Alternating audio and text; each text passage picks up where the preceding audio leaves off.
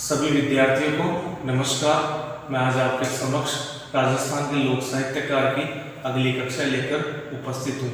विगत की कक्षाओं में अपन ने राजस्थान के 23 महत्वपूर्ण लोक साहित्यकारों के बारे में पढ़ लिया था। अब इस कड़ी को आगे बढ़ाएंगे और मुझे उम्मीद है कि मेरे द्वारा डाले गए पीछे के वीडियोस और कंटेंट आपकी तैयारी में मील का पत्थर साबित होंगे और आपकी तैयारी में आपकी मदद कर रहे होंगे। इसी कड़ी को आगे बढ़ाते हैं। अपने जो 24वें लोक साहित्यकार है जय सिंह, इनको जयचंद्र सूरी भी कहा जाता है। इनका प्रमुख ग्रंथ हम्मीर, मधुमर्दन, मेवाड़ के जयत्र सिंह एवं इल्तुतमिश के मध्य हुए भूतलय के युद्ध जो 1234 ईस्वी में हुआ था, उसका इसमें उल्लेख मिलता है। नागदा जो कि उदयपुर में पड़ता है, कई स्थान पर चित्तौड़गढ़ को मेवाड़ की राजधानी बनाया गया। अब अपने अगले लोक साहित्यकार पृथ्वीराज राठौर, जिन्हें पीतल कहा जाता है, जो बीकानेर के शासक कल्याणमल के पुत्र थे। बेटा राजस्थान के इतिहास में पाथल महाराणा प्रताप को कहा जाता है और पीथल पृथ्वीराज राठौर को कहा जाता है।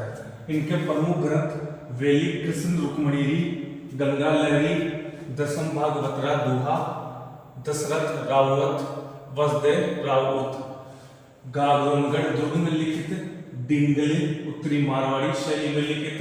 इस ग्रंथ को कवि दुस्सा आडा ने 5वां वेद एवं 1900 पुराण कहा है। यह प्रश्न विगत भर्ती परीक्षाओं में काफी बार आ चुका है और आगामी भर्ती परीक्षाओं की दृष्टि से भी महत्वपूर्ण है। बेटा अपन बात करते हैं डिंगल भाषा की। डिंगल भाषा वह भाषा है जो पश्चिमी राजस्थान के चारण कवियों द्वारा प्रयोग में ली गई थी।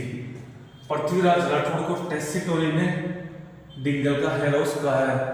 टेस्सिटोरी इटली के इतिहासकार थे। यह पृथ्वीराज राठौर अकबर के दरबारी विद्वान और योद्धा थे। इनका देहांत मथुरा में उत्तर प्रदेश में हुआ था।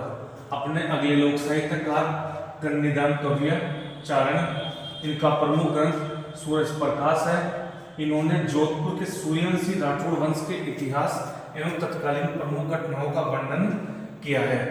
थोड़ी सी बात बेटा अपन जोधपुर के लिए करते हैं।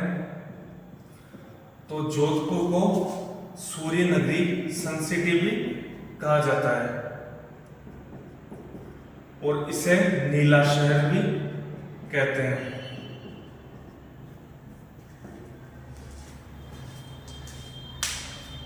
अब अपने अगले लोक साहित्यकार कन्हैयालाल सेठिया है।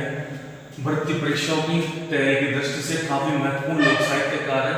इनके प्रमुख ग्रंथ धरती दोराई, सबद, लीटास, मायेडो हेलो, मिंजर, रमणीरा, दुआ, पातल और पीतल।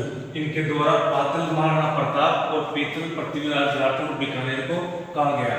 कुकू, दर कूचा, दर मंजला, जमीन रोधड़ी, गुण आदि के प्रमुख ग्रंथ है जो भर्ती परीक्षाओं में बार बार रिपीट होते हैं और ये काफी महत्वपूर्ण है।